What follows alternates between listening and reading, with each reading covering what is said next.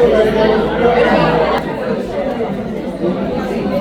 a gente vai fechar a teoria, muito animada, assim, estão cansados, não? Bora lá. A gente vai falar hoje sobre a apneia obstrutiva do sono. O sono, ele é fundamental para que a gente tenha uma boa qualidade de vida, um sono eficiente, um sono eficaz. Então, no sono é que ocorre o equilíbrio do sistema cardiovascular, do metabolismo da glicose. Então, é importante que a gente consiga ter um sono eficaz. A gente sabe que é difícil, mais difícil para as pessoas que têm problema do sono e para você, estudante de medicina, e termina tendo que estudar muito, às vezes de madrugada, então tem muitas vezes distúrbios do sono associados. Não necessariamente a apneia obstrutiva do sono, que é o que a gente vai abordar aqui com vocês.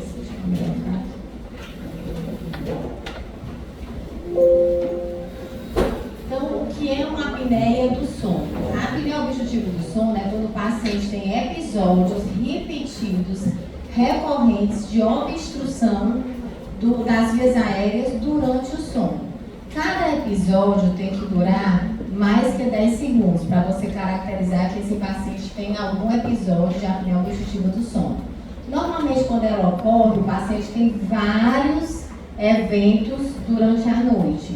Poucos eventos podem acontecer, mas se o paciente tiver mais que 5 eventos, a gente já tem que ficar atento para avaliar se ele tem uma apneia obstrutiva do sono. E existe outra classificação que também está associada em conjunto com a apneia obstrutiva, que são os episódios de hipopneia. Então, não necessariamente quando você vai avaliar o sono do paciente, ele vai ter tantas apneias. Ele pode ter menos apneias, mas pode ter mais hipopneias.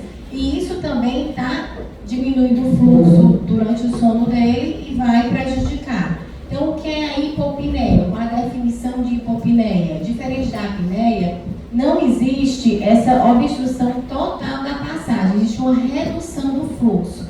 Essa redução é cerca de 30% ou mais, associada a uma dessaturação de 3% ou um microdespertar. Mas o paciente pode apresentar durante o sono, que ele está sendo monitorizado para que a gente consiga ver isso, uma dessaturação acima de 4% sem microdespertar. Esse meu paciente também está tendo eventos de hipopneia. E qual a diferença deles para uma apneia central? É que tanto na apneia obstrutiva do sono como na hipopneia, o paciente tem esforço ventilatório. Ele tem movimento torácico e ele tem movimento abdominal. Só que tem algo que está acontecendo ali na via aérea dele que está dificultando a passagem do ar. Oi. Já seria associada à hipopneia. Claro que se o paciente tiver só hipopneia poucas vezes, pode não ter repercussão nenhuma. Mas se ele tiver mais hipopneias, isso aí já, mais saturações que vão caracterizar as hipopneias, pode estar tendo repercussão no sono dele. De eventos? Sim, eu vou já mostrar para vocês. A gente classifica abaixo de 5, entre 5 e 15, entre 15 e 30 é maior que 30. Aí, entre episódios de apneia e hipopneia, aí seria leve, moderada ou grave. Porque nessa classificação, tanto entra a apneia como entra a hipopneia, não necessariamente é só a apneia. Para vocês terem uma noção, o índice de apneia e hipopneia, eu não estou falando aqui de apneia obstrutiva do sono, é equivalente a maior que 5 eventos por hora de sono na população entre 30 e 60 anos de idade, acontece em 24% dos homens e cerca de 9% das mulheres. Isso aqui não quer dizer que eles têm apneia do sono, eles têm distúrbio do sono, eles têm esses eventos acima de 5. E acima de 15, que já está bem associado com a apneia do sono, ocorre cerca de 9% dos homens e quase 4% das mulheres nessa faixa etária. Um estudo brasileiro realizado com cerca de 1.000 voluntários evidenciou 38% de apneia do sono nos pacientes. Para vocês terem uma noção como ela é subdiagnosticada. Às vezes o paciente tem outros sintomas que podem estar associados à apneia, não considera que tem um sono não efetivo, não eficaz, não investiga e vai tratar as consequências consequências sem tratar a apneia, que pode ser uma das causas, por exemplo, de hipertensão arterial refratária, hipertensão arterial resistente.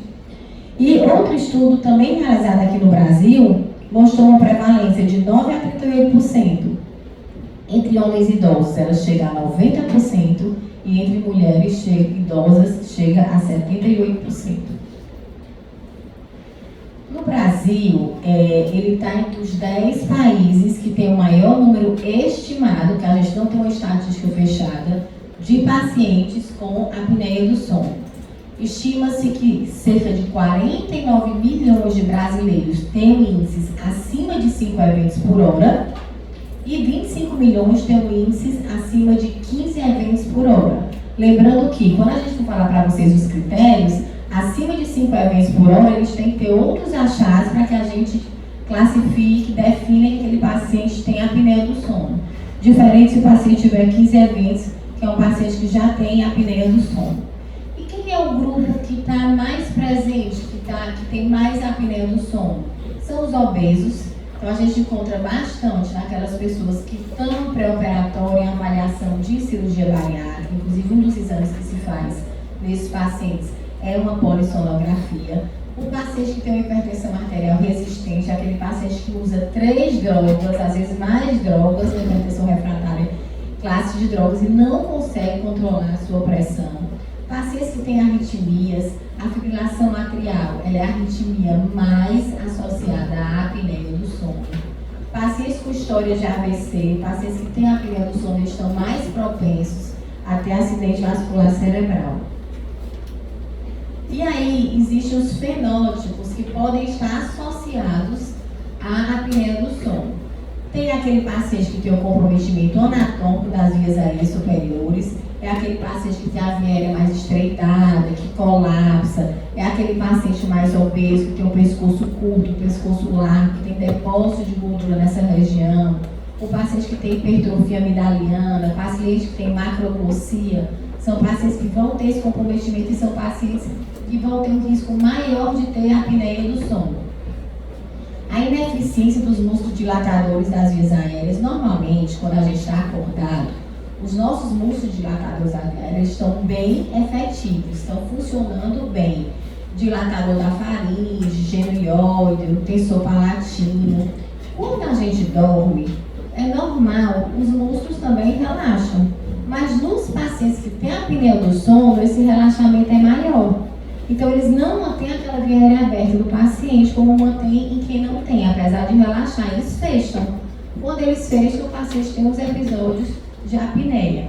Pacientes que têm baixo linear de despertar, acorda bastante, e pacientes que têm controle ventilatório instável. É aquele paciente, nós normalmente, quando temos episódios de hipóxia ou hipercapnia, o nosso centro cerebral, ele é estimulado para que a gente ventile, respire e melhore. Nos pacientes que têm apneia do sono, eles têm uma diminuição desse controle, então eles não vão ter essa resposta tão satisfatória. Sim, o paciente que tem, porque normalmente os pacientes que têm a queda da língua, aquele paciente já tem aquela língua maior, tem a macroglossia, então quando ele se deita, por isso que uma das medidas que a gente orienta é dormir também decúbito lateral, porque quando ele se deita e tem a queda da língua, a língua obstrui aquela passagem do ar. Sim, com certeza. E eu vou mostrar exatamente isso aqui. A região mais propensa a fechar na via aérea do nosso paciente é essa região aqui da orofaringe. Então, são pacientes que têm uma via aérea mais complacente, que têm uma via aérea musculatura menos tônica, com menos tons, então vai fechar mais essa musculatura dele, ele vai ter mais obstrução. É um paciente que tem obstrução anatômica, aquela macroglossia, aumento de epiglote, aumento da gordura nessa região cervical.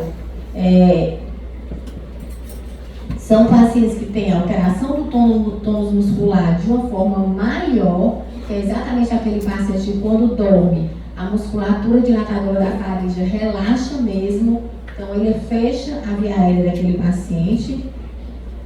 E a instabilidade do centro respiratório, aquele paciente que o tronco cerebral dele não vai estar respondendo adequadamente a uma hipóxia, a uma hipercapnia, aquele paciente não vai acordar adequadamente, não vai respirar normal e termina tendo episódios de apneia. Então é exatamente isso aqui que acontece. O paciente dorme, como ele tem os episódios de obstrução associados à diminuição do tônus, ele tem a apneia, acorda. Quando ele acorda, ele recupera aquele tônus, volta a respirar normalmente, porque ele desobstrui a via aérea dele e consegue ventilar. Mas isso aqui acontece várias vezes durante a noite. E isso vai levar o nosso paciente a ter vários prejuízos na sua qualidade de vida, porque esse colapso repetido da via aérea, esse sono fragmentado, vai levar para que ele tenha retenção de CO2, que ele tenha hipoxemia, sonolência diurna excessiva, e aí vem os fatores associados a isso, as complicações associadas a isso. É aquele paciente que tem dificuldade de dirigir, é aquele paciente que não consegue mais trabalhar adequadamente, diminuir a sua capacidade produtiva porque ele tem sono no trabalho, ele está cansado, ele está irritado. É um paciente que vai ter mais enxaqueca porque ele vai ter muita hipoxemia noturna. Então, a apneia do sono, ela termina prejudicando o paciente de uma forma geral. O que acontece em relação à hipoxemia? Quando a gente tem esses episódios intermitentes de hipoxemia, ocorre um estímulo dos quimiorreceptores e ocorre a ativação simpática. A ativação simpática vai estimular o sistema renina-angiotensina-aldosterona, que vai levar à vasoconstricção. Ocorre também um estresse oxidativo com diminuição da produção de óxido nítrico. O óxido nítrico ele é um vasodilatador. Vai ter um aumento de endotelina, vai ter um aumento do cálcio intracelular. Esse paciente também vai ter uma redução do calibre vascular, com vasoconstricção. E isso vai levar à hipertensão, que é uma causa, não que você trata na apneia do sono, você vai resolver a hipertensão do seu paciente, não é o tratamento da hipertensão. Mas ela vai melhorar, vai facilitar, e muitas vezes a gente consegue deixar o paciente com a pressão controlada, aquele paciente tem uma pressão refratária, hipertensão refratária ou resistente, tornar uma pressão que a gente consiga controlar com medicamentos mais simples ou com menos classes de medicamentos. Essa hipóxia intermitente, ela também leva ao aumento da liberação de espécies reativas do oxigênio.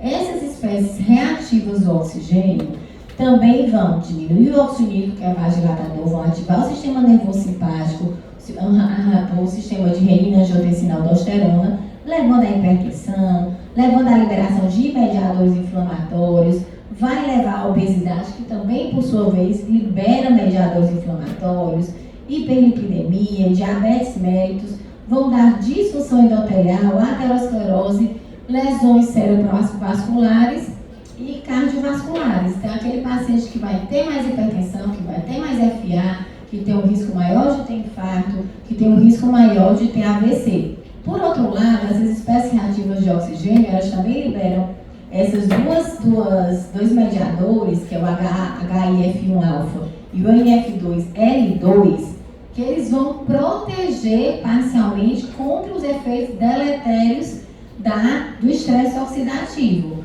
quando eles aumentam antioxidantes, aumentam os fatores angiogênicos. Então, eles vão tentar bloquear ou pelo menos limitar parcialmente o efeito dessas espécies reativas, diminuindo disfunção endotelial, diminuindo morbidade cardiovascular e cerebrovascular.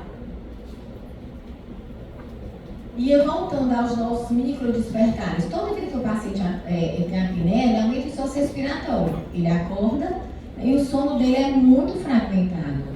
À medida que ele vai ter sono muito fragmentado, ele vai tendo prejuízo da qualidade de vida, ele tem dano neuronal, ele tem déficit cognitivo, ele tem uma sonolência diurna excessiva, tem aquele paciente que vai ter risco de acidente do trabalho, risco de acidente automobilístico, e isso leva a uma piora da qualidade de vida. Por isso que é importante a gente diagnosticar, conhecer o nosso paciente e oferecer para ele ofertar o tratamento adequado. Inclusive, existe o tratamento gratuito pelo SUS. E quem está mais propenso a ter a apneia do sono? O que está envolvido na patogênese da apneia obstrutiva do sono? A idade Quanto mais velho, menor a ação dos músculos dilatadores. Então, tanto é que vocês viram que os idosos, homens e mulheres idosos, têm um índice muito maior de apneia do sono. Os homens têm mais apneia do sono do que as mulheres, de uma maneira geral. Para cada 3 a 5 homens, tem uma mulher com apneia do sono. As mulheres têm mais tônus da musculatura dilatadora da faringe, elas preservam mais do que os homens. Os estrógenos, eles protegem, eles melhoram a permeabilidade da via aérea.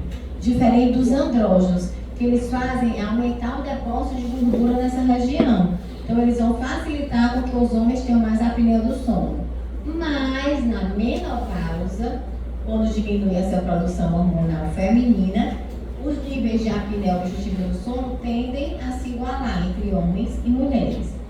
Pacientes que têm aquele amicrognatia, aquele queixinho menor, pacientes que têm espessamento da parede lateral da faringe, ou que têm aumento de gordura nessa região cervical, aquele pescocinho mais curto, pacientes que deitam, que tem aquele posicionamento posterior da língua, que tem aquela queda da língua, como já foi questionado aqui, que pode obstruir também a passagem do ar. E os pacientes obesos, aqueles pacientes que têm IMC elevado, homens que têm circunferência abdominal acima de 102 e mulheres acima de 88, e do pescoço acima de 38 nas mulheres e acima de 43 nos homens, são também fatores que estão associados. Então, se você está atendendo um paciente que é obeso, é interessante que a gente, ontem até no relatório tinha meio fita métrica, é interessante que a gente faça essa medida mesmo, porque às vezes o paciente nem chega com essas queixas. E aí a gente vai ver, avalia que ele tem e começa a perguntar, às vezes é uma queixa que para ele não é, não, eu ronco, é normal roncar, ronco muito, e na verdade não é. É muito interessante que a gente faça essa avaliação, que a gente faça uma busca ativa desses pacientes. Então, quem é o paciente que eu vou fazer uma busca ativa?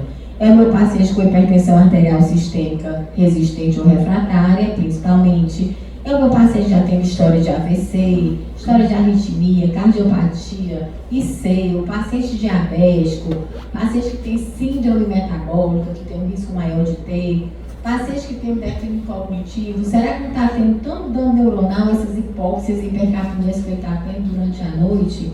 Depressão, acidente automobilístico de trabalho e o paciente obeso, obesidade IMC acima de 30.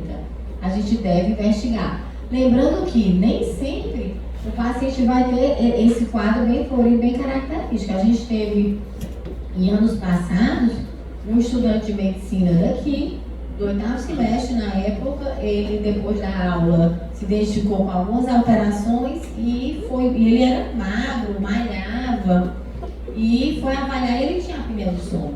Então, nem sempre a apneia do sono vai ser só aquele idoso obeso que não faz atividade física. A gente tem sempre que pensar, se o paciente tiver sintomas de distúrbio do sono, sempre investigar, sempre avaliar para a presença de apneia do sono. Vamos lá, pessoal. Se alguém tiver essa questão, que eu realmente não mudei, por favor, não mude. Paciente do sexo feminino, 45 anos, hipertensa, obesa, com história de ronco, em doses máximas de temizartan, lodipina e hidroclorotiazida, sem controle da pressão. Sobre o caso acima, assinale a alternativa correta. Essa paciente tem uma hipertensão o quê? Resistente ou refratária?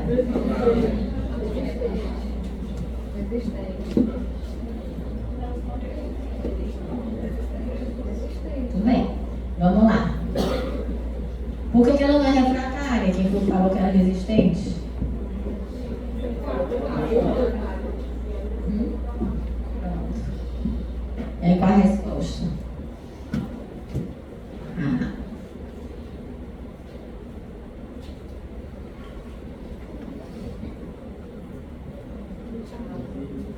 Lembrando, gente, que a apneia do sono, ela não é a causa da hipertensão. Ela vai piorar a hipertensão do meu paciente, ela vai fazer com que o paciente precise usar várias drogas, mas eu estou diante de um paciente hipertenso. Então, provavelmente, se ele fizer um tratamento eficaz, se ele tiver apneia do sono, a gente vai conseguir reduzir essas drogas. Mas não é regra que ele vai deixar de ser hipertenso porque está tratando a apneia do sono. São doenças que coexistem. Então, qual é a resposta? Já teve A, já teve B, já teve C. E a hipertensão resistente, a causa da hipertensão pode ser diagnosticada por polissonografia. Gente, eu confesso...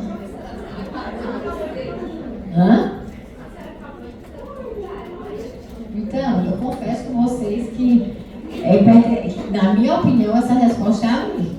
É um paciente com hipertensão resistente, se for diagnosticada SAL, deverá indicado o CPAP. Ok?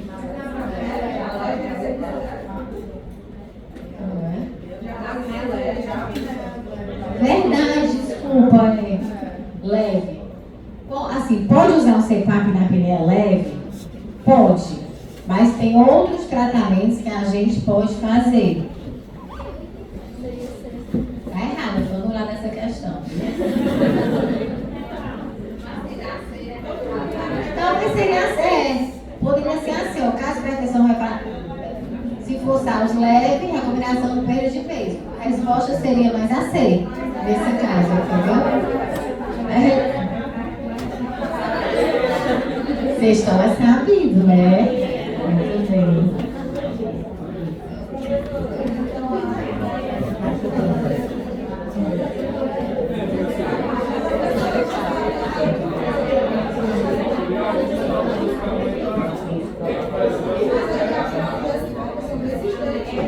Aumenta a pressão, mas eu posso dizer que ela é a causa? Eu posso dizer que a apneia, nesse caso, eu posso dizer que a hipertensão foi a causa?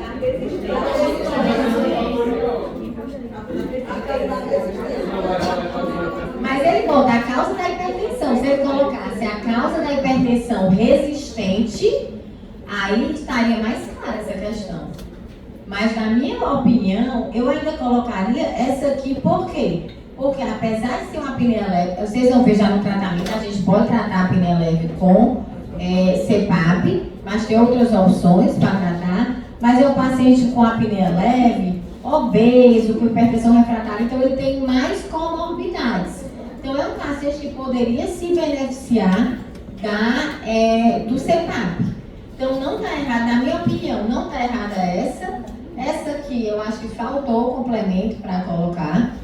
E essa aqui, o erro seria porque não é uma hipertensão refratária, é resistente. Se aqui a resposta fosse resistente, talvez ela pudesse ser certa também. Mas é uma questão realmente antiga, né? 2016, eu não atualizei. Mas é uma questão que ela tem que ser questionada. Ou ele teria que considerar as duas, ou teria que cancelar. Não sei nem se foi cancelado, né? Na verdade. Muito bem, vou saber se vocês estão aí, acordadinhos. Então, a gente sempre deve avaliar. O paciente é obeso, o paciente tem retronatia, o paciente tem sonolência diurna, ronca, hipertenso. Então, essas 5 perguntinhas têm que estar na nossa mente sempre que a gente pensar em paciente com apneia do sono. Porque são pacientes que vão ter complicações cardiovasculares, neurocognitivas, síndrome metabólica, vão ter mais acidentes de automobilística, acidente de trabalho, vão ser pacientes que têm sintomas noturnos, roncos, aquelas apneias presenciadas. Quem dorme com ele diz que ele para de respirar realmente, em alguns momentos aí volta a respirar depois. Podem ter gases noturnos, vocalização, aquele paciente que fala durante a noite, às vezes palavras inteligentes que a gente consiga compreender ou não, e que pode ter breves despertares. É um paciente que apresenta também durante a noite um sono mais agitado, então ele pode ter uma sudorese. Ele pode ter uma dispneia também, porque existe um aumento do retorno venoso associado à apneia do sono. Nictúria, aumenta a pressão abdominal, quando o paciente vai fazer o esforço para respirar, então ele acorda mais à noite. Ele tem refluxo gastroesofágico, porque existe uma dilatação do esfíncter esofágico inferior desses pacientes. Então, são pacientes que têm mais refluxos. Ele pode referir secura na boca, porque como a gente viu quando eu coloquei aquelas organogramas de fisiopatologia, tem ativação do sistema nervoso simpático. Então, esse sistema nervoso simpático pode levar também a essa sensação. E em relação aos sintomas diurnos? sonolência diurna excessiva, fatiga, aquele paciente irritado, aquele paciente que tem dificuldade de concentração, de prejuízo de memória, de estar apresentando já dificuldades no trabalho. Pode apresentar também sintomas depressivos, cefaleia, tanto diurna como noturna, por conta dos episódios de hipoxemia que ocorrem mais durante o sono. Pacientes podem ter disfunção sexual, a testosterona, ela é liberada mais durante o sono também. Então, os pacientes podem referir isso para a gente. E a síndrome metabólica, os pacientes com apneia do sono, eles podem ter síndrome metabólica associada. Não que a apneia do sono seja uma causa da síndrome metabólica, mas ela está associada à síndrome metabólica. Então, se eu tenho um paciente com síndrome metabólica, é interessante que eu investigue se ele tem sintomas, sinais de apneia do sono. Eu não vou pedir polissonografia para todo mundo, mas eu vou avaliar se aquele paciente tem sinais que me sugiram a apneia do sono. Então, é um paciente que tem uma obesidade central, aquela circunferência do abdômen do homem maior que 102, da mulher maior que 88. É um paciente que tem hipertrigliceridemia ou um HDL mais baixo, uma hipertensão, tem uma glicemia de jejum mais elevada. Então, existem estudos ainda questionando essa associação, se existe mesmo associação entre síndrome metabólica e a apneia do sono. Mas a maioria dos estudos tem encontrado resultados positivos. Em relação à associação com outras doenças pulmonares, ela pode estar associada a doenças pulmonares intersticiais. Sempre que ela está associada a outra doença respiratória, ela vai ter uma apresentação mais grave, porque eu vou ter que tratar, inclusive, as duas doenças. Ela pode estar associada à asma brônquia. Na asma, a gente sabe que os pacientes usam mais corticoide, usam corticoide oral erroneamente, então terminam ficando pacientes com sobrepeso, pacientes com aumento do depósito de gordura nessa região, além do que as células inflamatórias presentes na via aérea diminuem o calibre e isso vai facilitar as apneias. O paciente com DPOC é mais comum no paciente bronquítico crônico, que é aquele paciente produtor de secreção, que tem hipercapnia, que tem polissemia, aquele paciente mais gordinho, é um paciente que à noite tem aumento do fluxo da drenagem linfática, do fluxo sanguíneo de membros inferiores para a região cervical. Então isso termina aumentando a pressão nessa região cervical, diminuindo o fluxo, dificultando o fluxo. Pacientes com hipertensão arterial pulmonar também podem ter apneia do sono associada. E aí, nesses casos, as duas doenças devem ser tratadas. Se você não tratar as duas doenças, o paciente pode continuar tendo sintomas associados. Então, o que é que eu vou... a gente está falando muito do exame físico, e vocês vão achar que é muito importante que a gente enxergue o paciente e avalie se a gente vai questionar, fazer perguntas associadas, relacionadas à apneia do sono para ele. Então, se é o meu paciente obeso, se é aquele paciente homem que tem a circunferência do pescoço acima de 43 centímetros, se é uma mulher que tem acima de 38, se tem história de rinite alérgica, se tem desvio de septo nasal, que tem alterações do palato duro e palato mole, a gente vai já ver a escala de Mallampage, a gente pode avaliar isso, se ele tem aumento de amido e adenose, se ele tem macroglossia, se ele tem mandíbula e maxila estreitas, se é um paciente que tem uma retrognatia, se é um paciente que tem hipertensão resistente. Então, esse paciente a gente deve ficar atento para investigar a possibilidade de hipertensão, de apneia do sono. Que é um paciente com hipertrofia amigdaliana, hipertrofia de epiglote, paciente com macroglossia, uma criança com obesidade, um paciente que tem retrognatia. Então, esses aqui são perfis de pacientes que podem se apresentar com apneia do sono. Essa foto eu gosto muito, é de um livro nacional, que ele bota exatamente o perfil dos pacientes com apneia do sono. Que a gente pode ver, que ele resume bem os achados. Mais comuns é o homem de meia idade, com roncos noturnos, com anormalidades em língua, em palato, que tem dificuldade socioprofissional, história de acidentes, espilia paroxística noturna, tem história de AVC, de cefaleia, sonolência diurna, depressão, dificuldade de concentração, é aquele paciente que tem uma hipertensão, arritmia, que tem história de sono mais agitado, que ganhou peso, que tem obesidade, essa obesidade abdominal, é um paciente que tem altura, edema, que tem diminuição da libido. Então, essa é a característica clássica do paciente que vai se apresentar para a gente com a apneia do sono. Em relação a comparar, vocês lembram que eu falei que mulheres mais jovens têm menos apneia que os homens, depois da menopausa termina se igualando. O que a gente observa mais nos homens? Os homens, eles têm mais roncos, têm mais sonolência e têm mais obesidade central e as doenças se manifestam de forma mais acentuada nos homens. As mulheres, elas têm mais cefaleia matinal e têm mais obesidade geral, não aquela obesidade central que é percebida nos homens. E aí, vamos tratar esse nosso paciente de 36 anos. Essa história é um caso verídico, não é meu, é de um colega do Sul, mas é um paciente de 36 anos, masculino, com sonolência diurna e parada respiratória presenciadas pela esposa. Teve infarto recente, hipertenso, hipercolesterolemia, tabagista, IMC de 51. E aí, vocês acham que esse paciente é um jovem, né? Mas obeso, já infartou, tem hipertenso, tem dislipidemia. Esse paciente deve ter o quê? Provavelmente tem SARS, né? Um paciente que nos sugere ter SARS. Você vê que é um paciente jovem, 36 anos.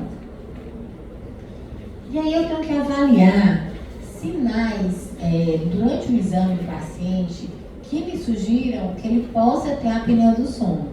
Um dos exames que a gente faz é o exame da cavidade oral do meu paciente, que eu vou ver essa esclara de Mallampage, que os anestesistas utilizam na consulta pré-operatória para avaliar a dificuldade de intubação do paciente. Então, os pacientes que estão na classe 3 e na classe 4, que a gente consegue apenas visualizar palato mole, palato duro e a base aqui da língua dele, da úvula, na verdade, ou apenas o palato duro, são pacientes classe 3 e 4. Então, são pacientes que têm um risco maior de terem apneia obstrutiva do sono. Mas existem alguns questionários que podem ser utilizados como triagem. Eu suspeito que o meu paciente tem algumas alterações no exame físico que me sugerem que ele tem apneia do sono.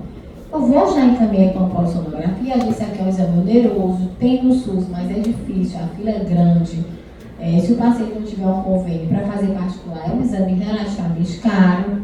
Então, a gente pode utilizar desses questionários para fazer a triagem e ver se o paciente tem um risco aumentado, além das alterações que eu vi no exame físico, que vale a pena solicitar uma polissonografia para ele. Então, esse questionário de Berlim é um questionário que se divide em 3 categorias. A primeira categoria, ele faz 5 perguntas em relação ao sono, se o paciente ronca. Se o paciente roncar, você dica sim ou não, não sei. Normalmente é interessante que o paciente faça e responda com alguém que dorme com ele, às vezes ele não escuta que ronca, mas outra pessoa diz. Como é a qualidade do ronco, se é mais alto que a respiração, mais alto que falando, como é esse ronco dele. Com que frequência ele ronca, se é todo dia, 1 ou 2 vezes por semana. Se esse ronco incomoda alguém e se alguém notou que ele para de respirar quando está dormindo. Então, esse aqui é chamada categoria 1. Na categoria 2, a gente vai avaliar 3 perguntinhas. Se ele se sente cansado ou com fadiga depois de acordar, ele vai dizer se é sempre, alguns dias na semana, nunca.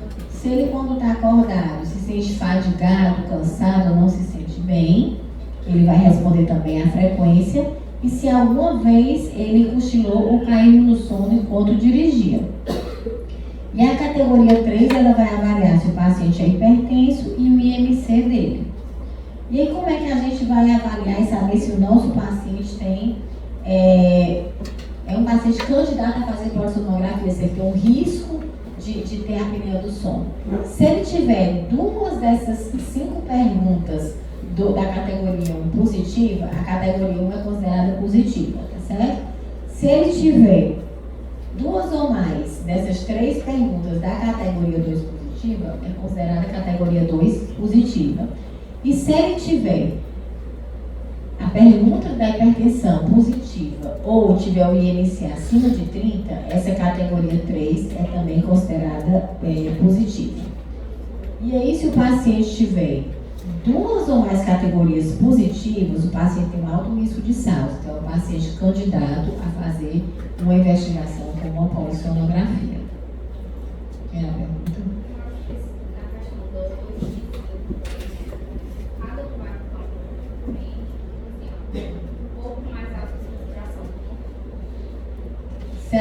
Se ela for positiva em algum desses aqui, já é uma das categorias positivas.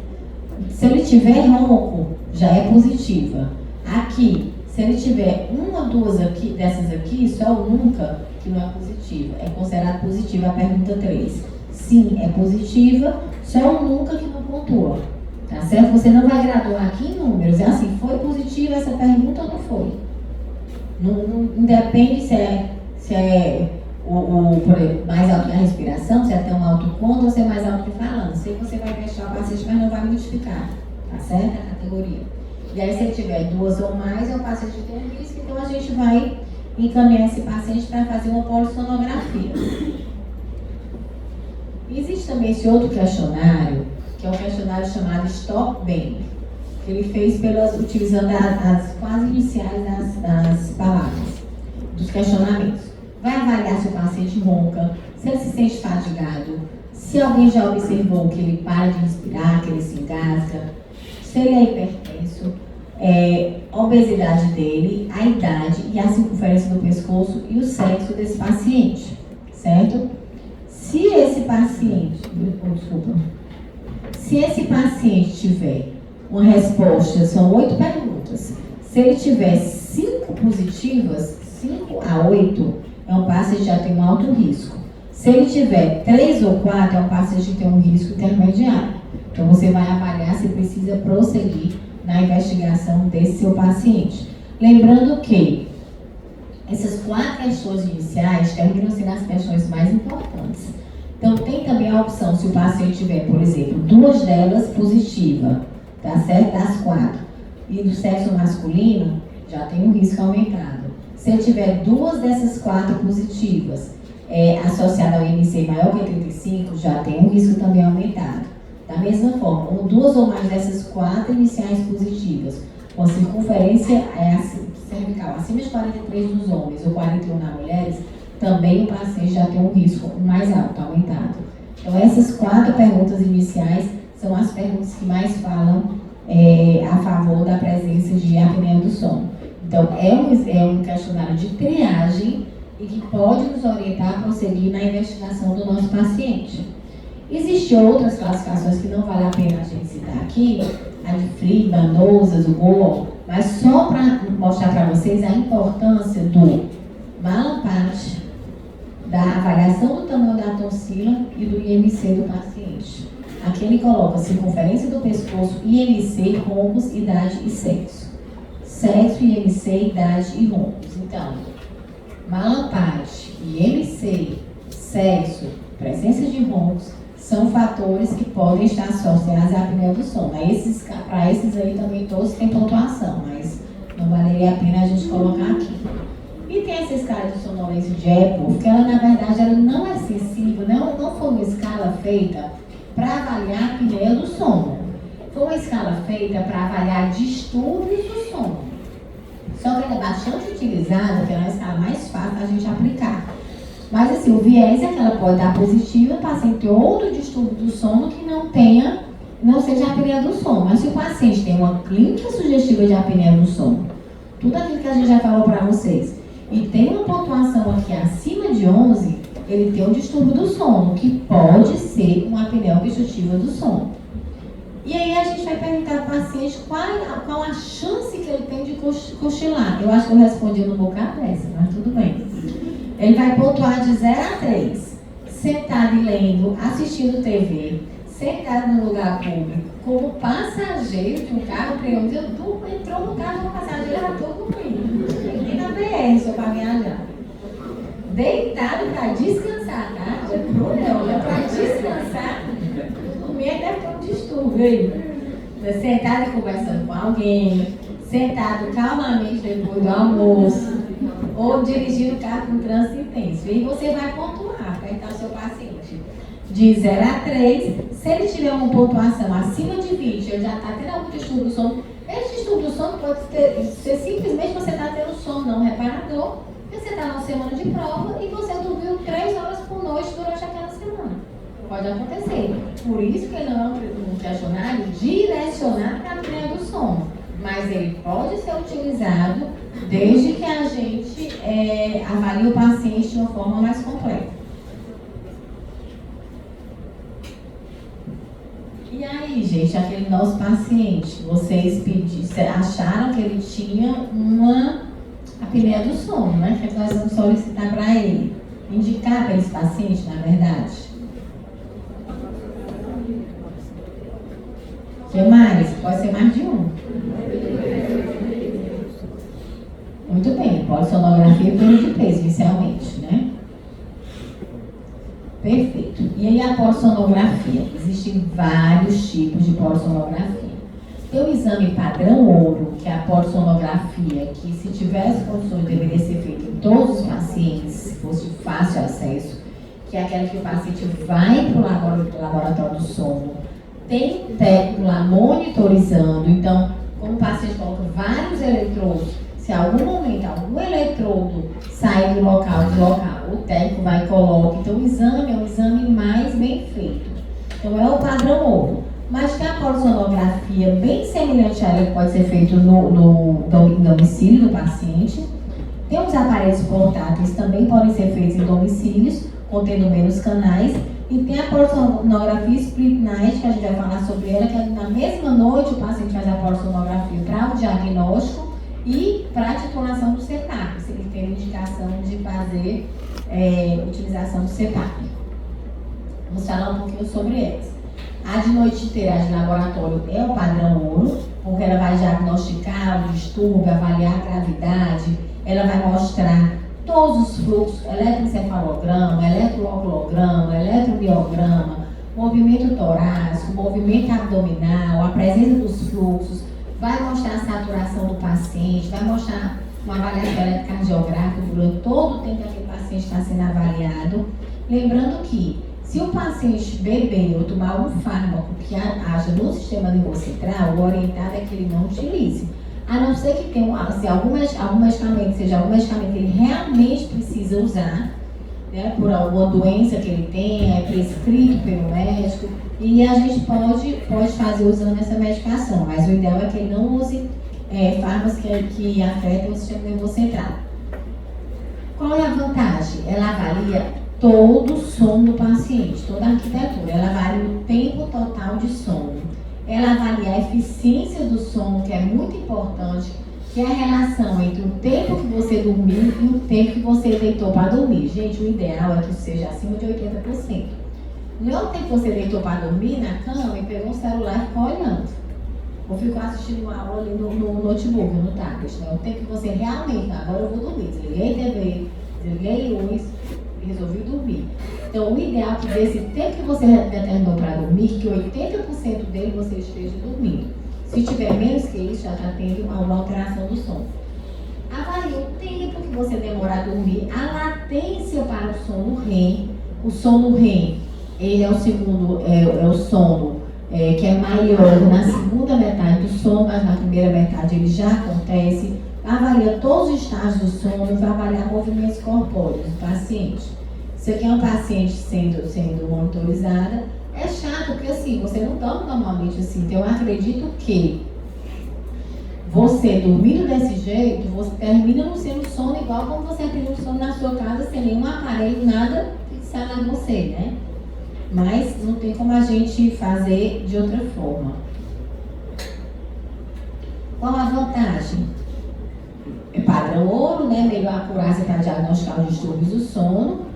Tem a possibilidade de intervenção quando necessário, porque o técnico está lá, então o eletrodo deslocou, ele vai lá e coloca, reposiciona.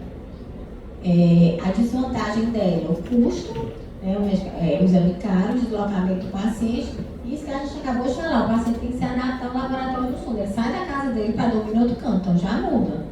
Os laboratórios do sono hoje em dia, eles estão tendendo a fazer umas camas, não mais aquela cama hospitalar, uma cama, tipo cama de casa mesmo, que a gente usa para tentar ver se melhora essa adaptação do paciente. E aqui só para mostrar para vocês como é essa polissonografia. Para o médico lá da polissonografia, ele tem que ter o título.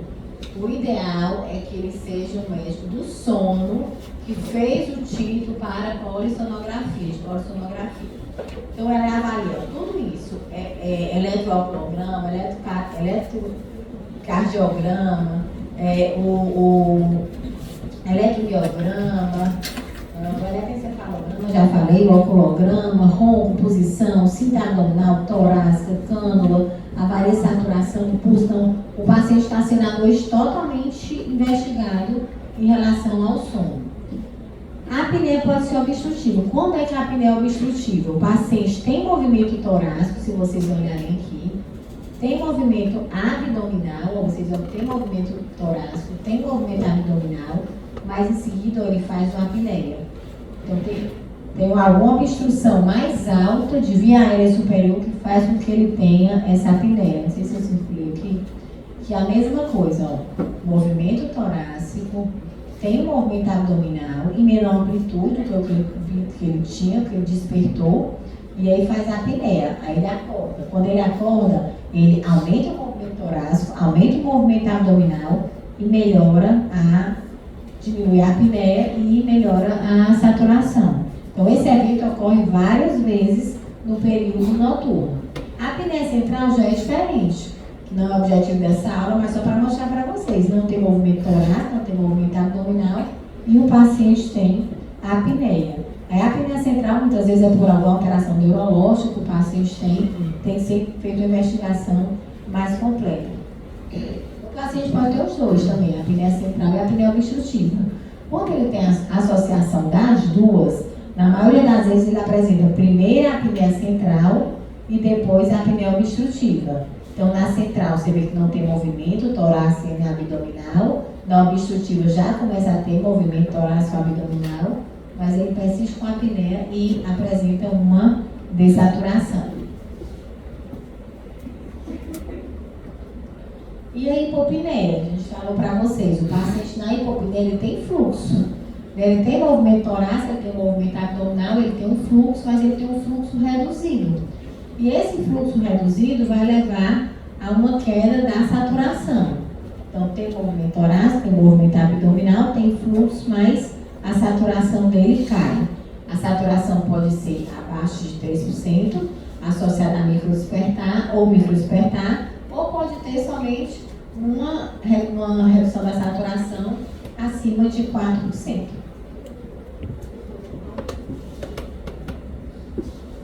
Os microdespertares não, muitas vezes não. Tem paciente que chega quando é tão intenso que ele não, doutor, eu sei que eu pensei que eu acordo para respirar de novo. Mas muito deles não. Recentemente uma colega médica chegou para mim e disse que a colega do plantão filmou, ela é obesa, filmou no plantão, mostrando ela parando de respirar, estava roncando alto, parando de respirar e acordando para respirar de novo. Mas eles não superficializam. Então, só se for muito intenso, é para perceber realmente que acordou. Vocês têm noção? A minha mãe, ela tem a apneia do sono. E ela descobriu com fibrilação atrial. Tem aquele ditado, né? Casa de ferreiro, espeto de pau. Pois é, ela tinha um FA, ela teve uma hipertensão grave e tudo. E aí o cardio dela pediu a polissonografia e tinha apneia do sono, moderada. Ela usa o CPAP e está super bem, controlou da arritmia. Mas a apresentação dela, ela tinha roncos. E foi com arritmia. Então, assim, isso aqui são os estágios do sono. Durante a noite, a gente tem tem cerca de 4 a 5, vai depender muito do tempo que a gente dorme, de ciclos de sono REM, sono não REM. E aí, interessante é que o sono REM, ele é menor, esse aqui em cima, nas primeiras horas de sono. Ele é maior na segunda metade do sono. E os eventos de apneia obstrutiva do sono ocorrem mais no sono REM. Então, os eventos de apneia do sono ocorrem mais no sono REM, na segunda fase do sono. Pode acontecer no não REM1, mais raramente no não REM2, mas eles ocorrem mais nessa segunda fase. E aí, qual a diferença da polissonografia tipo 1, que é a padrão ouro, para tipo 2? Na verdade, é que a tipo 2 ela vai ser feita no domicílio. Então, o que acontece? O técnico chega, beleza, o senhor se deita aqui na sua cama, eu vou instalar tudo aqui, deixo tudo bonitinho, deixo tudo sendo medido. Se acontecer de algum eletrodo deslocar, e a pessoa não perceber para colocar de novo, não vai ser colocado. Então, já vai ter dificuldade durante a avaliação desse paciente. A outra dificuldade que a gente tem é porque ele não vai mostrar tudo o que aconteceu quando o paciente dormiu, porque a monitorização, no caso, essa feita em domicílio, ela vai mostrar o que aconteceu no tempo que o paciente foi monitorizado. Então, por exemplo, o paciente foi monitorizado durante 10 horas, mas ele só dormiu 5 horas. Aí eu vou botar que ele teve, sei lá, 200 apneias. 200 apneias em 10 horas dá 20 apneias por hora, não é isso? Exato. 10 horas de sono. Ele fez 200 eventos, então seria 20 eventos por hora de sono. 20, anota aí. Só que ele dormiu só 5 horas dessas 10 horas. Então as apneias que ele fez foi nas 5 horas. Então eu tenho que dividir 200 por 5. Ele fez 100 apneias. Você está entendendo? Então ele vai subdiagnosticar, porque ele vai submensurar. Porque eu não vou mensurar só o que o paciente fez quando ele estava dormindo, porque foi feito em domicílio. Eu vou mensurar quando ele fez o tempo todo que ele estava sendo monitorizado. Então é outra desvantagem desse exame. Claro que ela é cômoda, porque vai ser feito no domicílio, mas pode ter algum erro na montagem, não vai ter a supervisão. Quando é que a gente indica? Aquele paciente que realmente não tem condições de ir para o laboratório, o paciente com muita comorbidade, que vai ser difícil a locomoção, e aí a gente faz. E a polissonografia tipo 3 também é feita no domicílio sem supervisão, mas ela já avalia um pouco menos de parâmetros, é a frequência cardíaca, o fluxo aéreo, a oximetria, ela avalia o movimento torácico abdominal. Também para aquele paciente que não pode ir por algum motivo com o ambulatório do sono, ou que no serviço que você não tem uma polissonografia padrão, mas você tem esse aparelho disponível, você fornece para o seu paciente. Ela tem uma boa sensibilidade e especificidade numa população sintomática, então ela pode diagnosticar, mas a desvantagem é que ela avalia somente variáveis cardiorrespiratórias, ela não avalia detalhes do sono daquele nosso paciente. E ela tem aquela mesma desvantagem que eu mostrei para vocês de subestimar, porque ela avalia o tempo que o paciente foi monitorizado. Não avalia somente o tempo que o paciente dormiu. E quando é que eu vou fazer? Eu vou fazer se o paciente tem uma grande suspeita de apneia do sono. O paciente que olha, esse paciente tem apneia do sono, eu não tenho nem dúvida. Mas ele não tem outra comorbidade que possa estar atrapalhando esse sono do paciente. E se isso acontecer, do exame ser negativo, já que o paciente tem uma alta probabilidade, eu fiz aquela polissonografia tipo 3 em domicílio, o paciente deve fazer uma polissonografia em laboratório, porque eu tenho uma alta probabilidade, então eu não posso só com esse exame dizer que ele não tem. Se der positivo, ok, mas se der negativo, ele tem que ir para o laboratório. E quando é que eu posso fazer também uma polissonografia tipo 3, essa que avalia menos parâmetros? Quando eu estou monitorando ou supervisionando outros tratamentos, a gente vai ver aqui dispositivo intraoral, que o paciente pode fazer com retentor de língua, avanço mandibular, pacientes com apneia mais leve. Aí eu posso usar esse tipo de polissonografia para avaliar se aquele tratamento está sendo eficaz ou não, se diminui os índices de apneia do meu paciente. A polissonografia tipo 4 é quase que só uma oximetria. Ela pode avaliar fluxo e saturação. É feita em ambulatório, ela é muito simples, ela é mais para triagem. Se você coloca o paciente que tem suspeita de SARS, você coloca, faz uma oximetria noturna, vê que ele desatura, né? Ele pode ter hipopneia, aquela saturação que cai abaixo de 4%, por exemplo, durante a noite.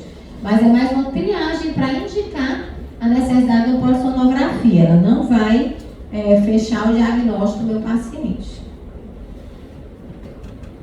E aí a polissonografia split night, que é aquela que a gente faz na mesma noite para diagnóstico e para tratamento. Lembrando que eu falei para vocês que as apneias do sono ocorrem mais na segunda metade do sono, que é o sono REM. E esse aí, na primeira metade, eu vou estar diagnosticando. Na segunda metade, eu vou fazer uma polissonografia para titular o grau de pressão que esse paciente precisa. Eu só posso fazer essa polissonografia se nas primeiras 2 horas de sono o meu paciente tiver uma apneia moderada ou grave. Porque eu já sei que ele está com moderado ou grave, e na segunda metade do sono eu posso titular a pressão dele. Se o paciente tiver uma apneia leve no início do sono, eu não posso fazer esse exame, eu tenho que continuar fazendo o exame até o final da noite, porque ele pode ter mais apneias na segunda metade, que é onde o sono REM tem uma amplitude, uma duração maior. Porque se eu fizer esse ajuste baseado somente nas primeiras 2 horas, se não for uma apneia moderada ou grave, eu posso fazer um ajuste incorreto da pressão do CPAP que aquele meu paciente vai utilizar. E aí, quando eu oriento a pressão positiva, né? Quando é que eu vou saber que nível de pressão ele precisa do CPAP utilizar? É feita uma titulação. Essa titulação pode ser feita no laboratório do sono, que também seria o ideal, padrão ouro, mas hoje em dia a gente tem uns aparelhos portáteis chamados auto-CPAP, que o paciente pode levar para casa. Você seleciona um nível de curva de pressão, por exemplo, de 5 a 20. E o paciente leva o aparelho para casa, fica alguns dias em casa utilizando, depois você pega o chip, vai avaliar e você consegue ver qual foi a melhor pressão para aquele paciente que diminuíram os eventos de apneia e hipopneia. Então, isso é outra opção que pode ser feita. É exatamente o APAP, né, que é o aparelho de pressão positiva e via aérea automático, que ele pode ser feita essa titulação. Lembrando que, se eu tiver diante de um paciente mais grave, com hipoventilação, IC, DPOC grave, doença isquêmica, cardiovascular, eu não devo fazer esse tipo de titulação em domicílio. Eu devo levar ele para o laboratório, ele vai passar a noite lá de novo para fazer a titulação com o CPAP sendo assistido.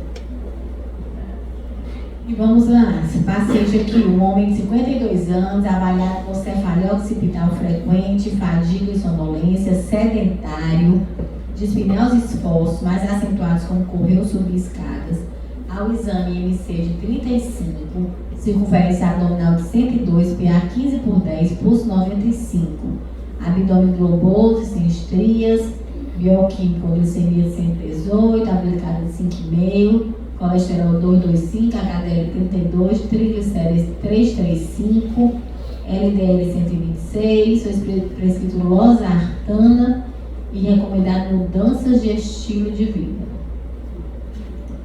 E qual seria a conduta agora mais indicada para esse nosso paciente?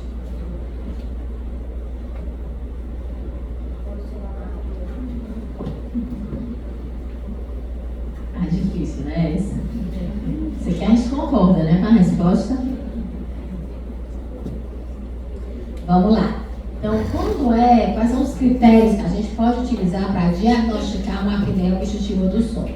Se o paciente tiver pelo menos uma dessas queixas do item A, que é uma sonolência diurna, excessivo, sono não reparador, cansaço, insônia, história de acordar com gasgo, sufocado, com falta de ar, a pessoa que dorme com ele relatar que ele para respirar, que ele tem um ronco muito alto, ele tem uma hipertensão, alteração de humor, alteração cognitiva, doença coronariana, ABC, IC, FA, ADM. Então, se o paciente tiver um desses queixos aqui, com uma polissonografia que mostre 5 eventos por hora de sono, lembrando que esses eventos podem ser apneias, podem ser hipopneias e podem ser um despertar associado ao esforço respiratório, que é o HERA, que a gente chama, que é aquele paciente que faz um esforço respiratório grande e termina acordando. Então, se o paciente tiver 5 eventos desses, com evidência de esforço respiratório durante o sono, porque na apneia obstrutiva e na hipopneia tem esforço ventilatório, né? Torácica e abdominal, é diferente da apneia central que o paciente não vai ter. E que esse distúrbio não seja explicado por outra doença do sono que esse paciente tem, que usou algum medicamento, alguma substância. Então, esse aí é um critério diagnóstico de apneia do sono. 5 eventos, mas associado a uma dessas queixas e que não existe outra causa que justifique. 5 eventos por hora de sono. Agora, se o paciente tiver 15 eventos desses por hora de sono, não precisa ter aquelas queixas, e que esse distúrbio do sono não seja explicado por esse medicamento, outra substância ou doença do sono que o paciente tenha, ele também fecha o critério diagnóstico de apneia obstrutiva do sono. E aqui é outro paciente, pessoal. Paciente de 44 anos também, relativamente jovem, masculino, ronco alto, não tem sonolência diurna excessiva, cochila eventualmente 15 minutos após o almoço, hipertensão controlada, tem altura de 1,70 e tem 81 quilos. Durante a noite, ele dormiu 6 horas e mostrou 68 hipopneias e 4 apneias. Você vê, o paciente teve muito mais hipopneia do que apneia, mas ele teve 72 eventos por hora de sono. Desculpa, em 6 horas. E não teve queda da saturação abaixo de 90%. Então, quando a saturação não está abaixo de 90, abaixo de 88, a gente já fica um pouco mais tranquila. Mas ele teve 72 eventos em 6 horas. Então, ele teve quantos eventos por hora de sono? 12. E aí, vocês acham que essa apneia é o quê? Então, sabe? Vamos lá. Então, aquela pergunta que foi feita aqui, né? Como é que a gente classifica? Se ele tivesse entre 5 e 15 eventos, é uma apneia leve. Se ele estiver entre 15 e 30, é moderada, e maior que 30 é considerada grave. Lembrando que, para ele ter os 5 eventos e ser considerada apneia leve, ele tem que ter aqueles outros achados, né? Um sono não reparador, ou tem que ter um diabetes não controlado, ou uma arritmia mais grave. E aí, essa outra questão da SURSE? Um paciente de 55 anos, obeso, hipertenso, veio para o consultório, que é queixa muito mais da esposa dele, de ronco. O médico suspeita de apneia do sono, solicitou uma polissonografia que mostra 60 episódios de apneia e hipopneia por hora. Já pensou? Todo minuto, literalmente, né? E com esse dado, a gente pode diagnosticar SARS? E seria SARS o quê? Muito bem, SARS grave. Não? É para quem estudou, né? Assistiu a aula, é boa, né? Mas para quem não estudou. Vamos lá. Então, assim, esses índices de apneia, 5 a 15, 15 a 30, mal que 30, estão muito associados aos sintomas. Um paciente que tem uma apneia leve, aquele paciente que tem uma sonolência quando ele está lendo, quando ele está assistindo televisão. Aquelas pessoas que não têm apneia podem ter, mas eles já apresentam uma alteração no trabalho, uma alteração social mais discreta. Um paciente com apneia moderada é aquele paciente que já tem uma sonolência no evento sociocultural. Por exemplo, está no teatro, acho que no teatro dorme, certo? Está numa peça, está no filme, está no show mais lentinho, aí dorme. Um paciente que tem uma apneia grave é aquele paciente que dorme comendo, conversando. Eu tenho um paciente que chegou para o consultório conversando comigo, ele dormiu, literalmente. Acordou. A apneia grave. Então, para esse paciente, a função social dele é extremamente prejudicada, né? E aí, nós estamos voltando para aquele nosso primeiro paciente, que vocês acharam que ele tinha apneia do sono, pediram a polissonografia.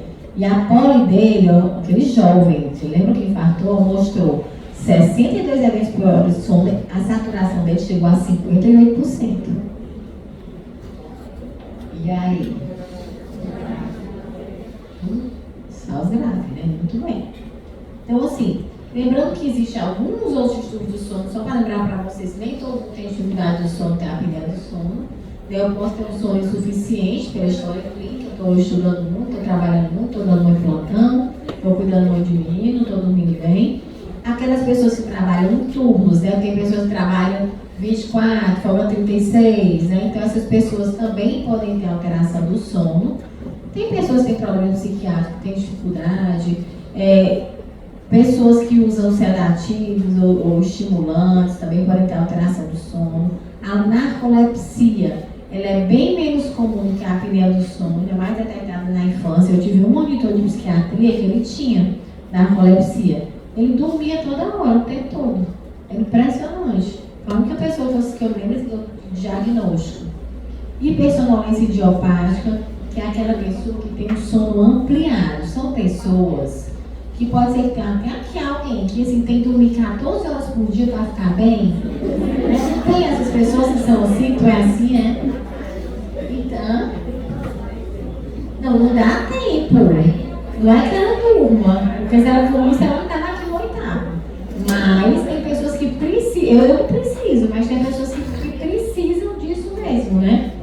E tem a síndrome de alteração fase, que é o retardo das fases. É aquela pessoa que dorme 2 da manhã e acorda 10. Mas elas funcionam bem desse jeito. Então, para pessoas que têm um trabalho que permite isso, né, uma pessoa, sei lá, dona do comércio, ou que trabalha na sua clínica privada particular, consegue fazer. Mas quem é funcionário público, como eu, por exemplo, quem tem que cumprir os horários, não consegue, né? Então tem que se organizar. Mas existem formas de você trabalhar também isso, né? Existem tratamentos para isso.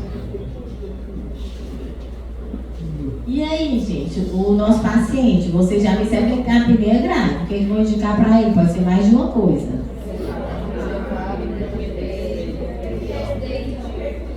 Pronto, é dispositivo intraoral. Vamos falar sobre ele. É outra opção de tratamento fora do CPAP, mas ele é apneia grave, sem dúvida, tem indicação do CPAP mesmo.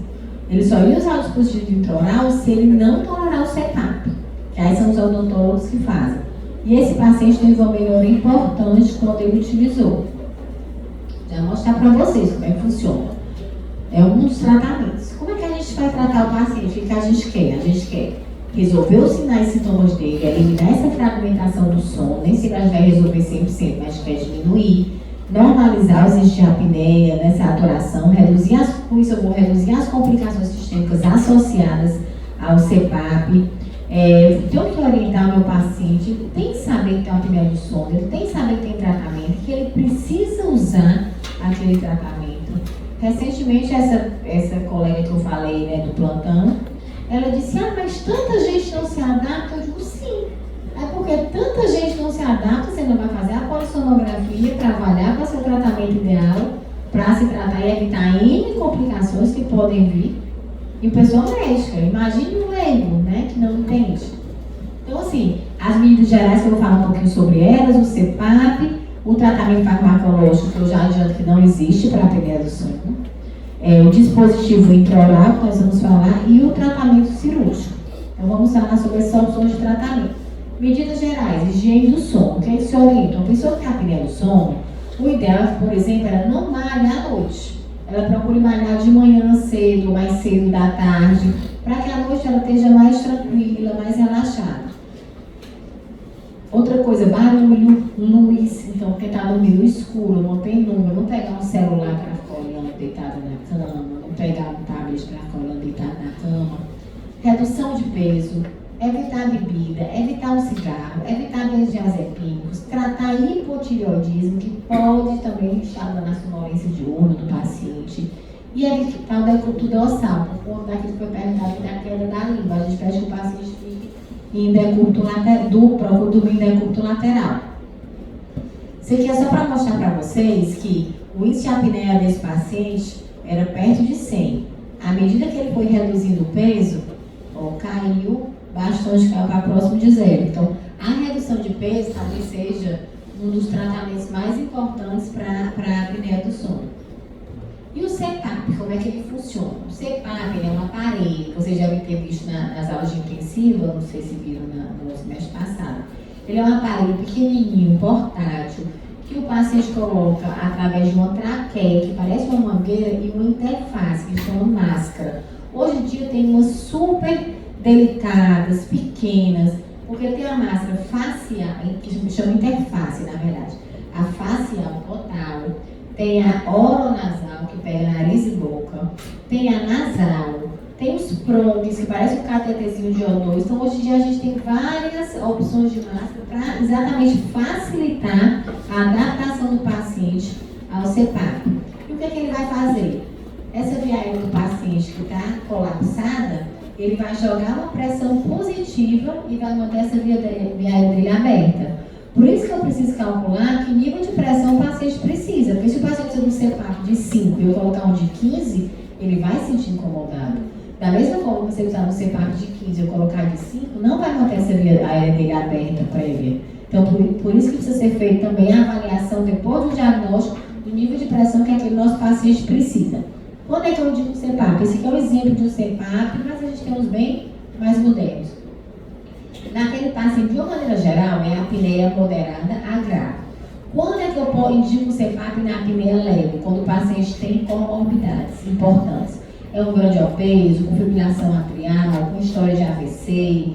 Então, esse paciente teria indicação. Algumas vezes a gente tem... Agora, se esse paciente não tolerar de jeito nenhum, mesmo a apneia grave, aí a gente vai partir do que a gente vai falar agora, que é o dispositivo intraoral. O paciente pode ter dificuldade de adesão, porque às vezes, mas esse ar está muito seco, recebendo muito narina. Você coloca um umidificador com água destilada. O paciente não está tolerando só o CPAP, só uma pressão, nariz e nariz. Você pode colocar um aparelho que é com redução da pressão da expiração, que é o alívio de pressão expiratória. Então, entra um CPAP maior e fica um CPAP menor na expiração. Você pode utilizar 2 níveis de pressão, o BIPAP, uma pressão maior inspiratória e uma menor expiratória, que é indicada inclusive nos pacientes que têm hipercapnia associada, também pode ser feita. Orientar a mudança de comportamento. Então, a gente tem várias opções de ajudar o nosso paciente que está com dificuldade de adesão, trocar a interface que ele está utilizando. O paciente pode ter obstrução nasal, boca seca, conjuntivite, aí a gente vai avaliar, porque resseca a mucosa, se estiver tendo vazamento. Então, será que aquela interface não é ideal? Eu vou trocar por uma que ele tenha menos vazamento, que não dê vazamento, não cause isso? Então, a gente tem como fazer. E o que a gente quer? Exatamente, eliminar ou reduzir bastante as apneias, hipopneias do ronco, melhorar a qualidade de vida do paciente, vou melhorar a saturação de hemoglobina, vou diminuir os despertares dele. Com isso, eu vou reduzir sonolência diurna, melhorar a parte neuropsíquica dele, melhorar o desempenho dele na vida, no trabalho, vou melhorar a qualidade de vida do meu paciente, além de diminuir aquelas outras doenças que estão associadas ao CPAP, pelo menos amenizá-las. Esse aqui é um exemplo de 2 aparelhos de CPAP. Isso aqui é um CPAP com um umidificador, que a gente pode utilizar, e aqui é uma interface oronasal, aqui é outro com interface só nasal. E a gente está falando de CPAP. O CPAP eu falei para vocês que é um nível só de pressão. Nariz e nariz a mesma pressão. É mantida na via aérea só para manter a via aérea aberta. Quando é que eu preciso usar 2 níveis de pressão? Que na verdade é bilevel. BIPAP é o nome comercial que ficou muito na nossa cabeça, mas não é bilevel. 2 níveis de pressão. Aquele paciente que precisa de pressão mais alta, se eu pego um paciente com apneia do sono, ele precisa de pressão de 20, de 25, esse paciente já vai ter dificuldade. Então, quando a gente troca para 2 níveis de pressão, a gente consegue facilitar a adaptação dele. Se eu tenho um paciente com DPOC, com hipercapnia associada à apneia do sono, eu também vou conseguir, eu também devo utilizar o BIPAP. Aquele paciente que hipoventila por obesidade também vai se beneficiar mais do BIPAP. E aí, aqui é outro paciente, pessoal. Um paciente de 68 anos de idade, com sonolência, roncos, parada respiratória, a polissonografia tem 50 eventos, e ele está apneia o quê? Saturação chega a 68. Lembrando que alguns pacientes que mesmo com o CPAP, se a saturação, esse aqui não está ainda, mas com o CPAP, se a saturação estiver abaixo de 90, a gente pode associar um oxigêniozinho, começa com 1 litro e vai avaliando. Então ele tem uma apneia grave, está usando o CPAP noturno. E foi indicado para ele, né? Mas ele está com respiração bucal, escape de ar pela boca. Qual vai ser a melhor conduta? Pelo que eu entendi aqui, ele está com máscara nasal, né? Pode ser mais de uma aqui, gente. Então ele está com esse paciente.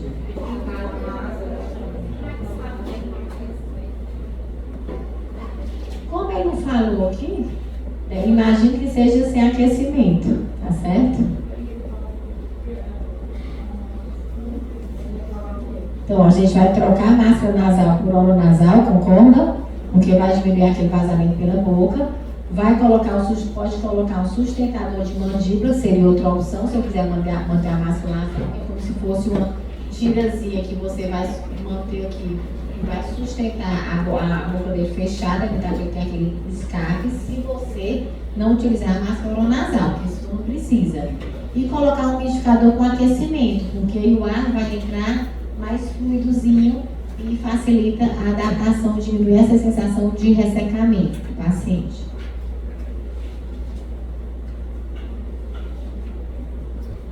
Esse aqui foi um trabalho feito aqui na UFC e que ele avaliou vários problemas que os pacientes apresentavam, e aí foi visto que isso pode ser feito para melhorar, facilitar a adesão. Por exemplo, se eu estou com um paciente com rinite, vocês estão conseguindo enxergar aí? Com rinite, eu posso fazer o tratamento da rinite, antialérgico, corticoide nasal. Se eu tenho vazamento, eu posso mexer na máscara, no ajuste. Boca seca, que a gente indicou, umidificador. Sempre reavaliar a pressão, a adesão, se o paciente está usando direitinho. Se o paciente, às vezes, ele acorda à noite, tira a máscara sem querer, nem percebe que tirou, então você vai tranquilizar que aquilo ali é um tratamento tranquilo. Se ele tem ansiedade, tem paciente que tem fobia, né? Não consegue ficar. Então você tenta trocar por aqueles prontos nasais, mostrar para ele que é um exame, é um tratamento simples, umas máscarazinhas menores. Se o paciente tem dor torácica abdominal, avaliar que a maioria desses sintomas é transitório, que às vezes o paciente quando coloca fica ansioso, fica tendo uma respiração mais torácica, mais abdominal, mas isso tudo vai ser resolvido. Esse aqui é o exemplo de um paciente utilizando, essa aqui é uma máscara nasal, ela tem umas tiras de fixação, tá certo? Que a gente tem para manter a máscara do paciente. Esse aqui é um paciente nossa lá de Messejana, utilizando na enfermaria. Aqui é um paciente com doença neuromuscular e distúrbio do sono, utilizando em casa. São todos pacientes aí do serviço público. Em relação ao tratamento farmacológico, como eu já disse para vocês, não tem um tratamento, um remédio que a gente tome para resolver a apneia do sono, não. A gente pode tratar o hipotireoidismo, que pode estar prejudicando, pode tratar a acromegalia, às vezes por cirurgia, porque ela tem aumento de GH, né, com aqueles análogos da somatostatina. Se o paciente tem rinite, a apneia do sono, eu vou tratar a rinite até para facilitar a adaptação dele às interfaces que vai precisar utilizar. Se o paciente tiver sonolência diurna excessiva associada ao tratamento efetivo com o CPAP, eu posso utilizar o modafinil, que é um medicamento que vai diminuir essa sonolência. Por quê? Mesmo os pacientes com tratamento adequado com CPAP, com redução das apneias, pode acontecer de 12 a 30% deles ainda apresentarem sonolência diurna excessiva. E aí você vai ter que tratar. O CPAP também está tratando direitinho, diminuiu as apneias. Eu vejo naquele chipzinho que está tudo ok. Por que ele continua com sonolência? Então a gente tem essa opção sim. Mas em relação ao tratamento farmacológico para SARS em si, não temos ainda. E aí vem o DIU, são dispositivos intraorais com avanço mandibular. Como é que eles vão funcionar? Como são os aparelhos dentários, eles vão aumentar essa área aqui da cavidade oral do paciente. com avanço de mandíbula. E eles vão também reter, segurar a língua. Então, além de aumentar essa área, né, que é uma área que pode ter obstrução, ele segura a língua do paciente. Então, não vai ter aquela queda da língua. Então, não vai ter aquela obstrução. Quando é que ele é indicado, gente? Apneias leves ou paciente com HERA, que é aquele despertar associado ao esforço. Ai, professor, eu não posso usar de jeito nenhum em apneia moderada. Pode. Se o seu paciente tem uma apneia moderada ou grave, acentuada, tem indicação do CPAP e não se adapta por hipótese alguma, você vai utilizar. Provavelmente a resposta que ele vai ter não vai ser a mesma do CPAP, porque seria a indicação, mas ele pode utilizar. Em relação à cirurgia, se o paciente tem alguma alteração anatômica, como hipertrofia tonsilar, desvio de septo, ele pode fazer para ajudar no tratamento da apneia do sono, mas não para resolver. Em relação à cirurgia, os resultados ainda estão deixando bastante a desejar, mas pode ser feita úvaro-faringoplastia, onde você vai tirar aquele excesso de tecido mole que o paciente tem naquela região, paciente que tem hipertrofia, aumento de gordura, para tentar melhorar, deixar aquela via aérea mais aberta, mais férrea. Tem as cirurgias que abordam estruturas ósseas, como aquele paciente que tem uma micrognatia, você pode fazer uma cirurgia com avanço da mandíbula, que você vai conseguir melhorar essa área dessa região, a seção transversal da via aérea superior, e vai conseguir diminuir um pouco as apneias.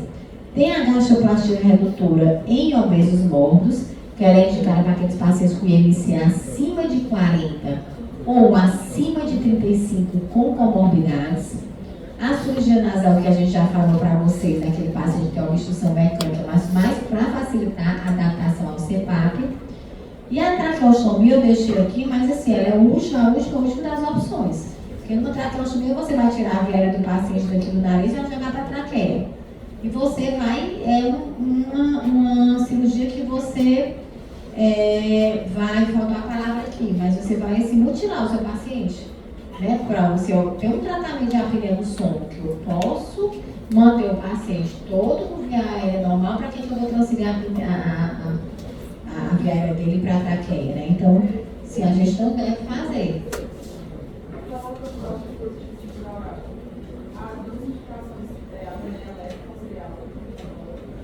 HERA, que é o distúrbio respiratório associado ao despertar. É aquele paciente que faz um esforço respiratório muito grande e amplo.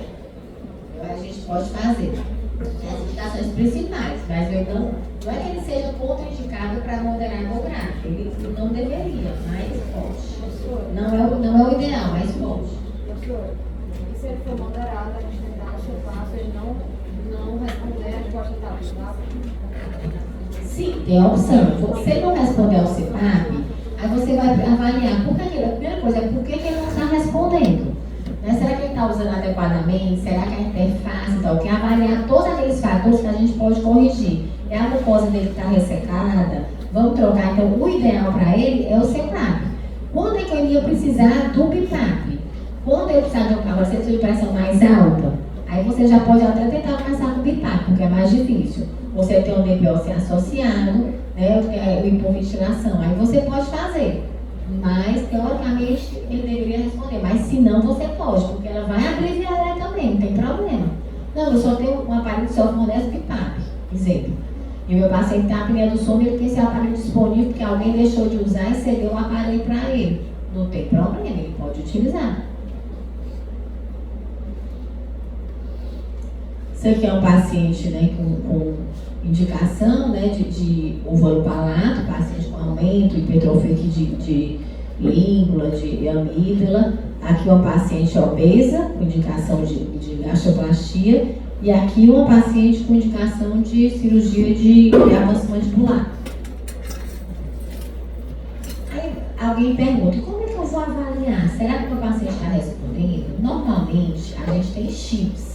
Esses chips, eles são enviados para as nuvens, enfim, depende muito de como o paciente é acompanhado. E o fisioterapeuta ou o médico que faz o acompanhamento, ele consegue fazer a leitura e avaliar. O ideal é que o paciente utilize o aparelho pelo menos 4 horas por noite, em média. Mas é claro que ele é dose dependente. Quanto mais horas o paciente usar aquele aparelho, ele vai responder melhor. Mas quando é que eu preciso repetir uma polissonografia? Ou meu paciente ganhou muito peso, ou meu paciente perdeu peso, mais que 10% do peso dele, ou sintomas que estavam ok, estavam bem controlados, voltaram.